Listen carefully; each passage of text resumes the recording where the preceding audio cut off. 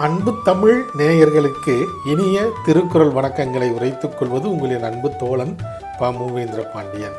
இன்றைய பொழுதில் நாளொரு திருக்குறள் வரிசையில் பொருட்பாலில் 84வது அதிகாரமாக உள்ள பேதைமை என்ற அதிகார தலைப்பின் கீழ் அமையப்பெற்ற 839வது திருக்குறளை பற்றி இன்று நாம் அறியப் போகின்றோம். பேதைமை என்பதற்கு அறியாமை என்ற பொருளில் இந்த அதிகாரத்தின் தலைப்பு அமையப்பெற்றுள்ளது. இப்பொழுது நாம் 839வது திருக்குறளுக்கு செல்வோம். பெரிதினிது பேதையார் கேண்மை பிரிவின்கண் பீழை தருவதொன்று இல்.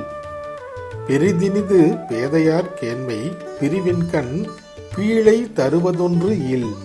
இத்திருக்குறளுக்கான பொருள் என்னவென்பதை இப்போது நாம் காண்போம். அறிவற்றவரிடம் கொண்ட நட்பானது பிரிவின் போது துன்பத்தை தருவதில்லை.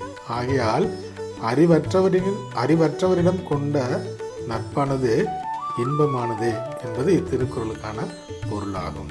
மீண்டும் பொருள்: அறிவற்றவரிடம் கொண்ட நட்பில் பிரிவு ஏற்படும் போது ஒருவருக்கு துன்பம் வருவதில்லை. ஆகையால் அறிவற்றவரிடம் கொண்ட நட்பானது இனிமையானது என்பது இத்திருக்குறளுக்கான பொருளாக உள்ளது. வள்ளுவரின் வழியினை பின்பற்றி நாமும் வாழ்வில் வெற்றி காண்போம். வாழ்க தமிழ், வாழ்க உலகத்தார். நன்றி.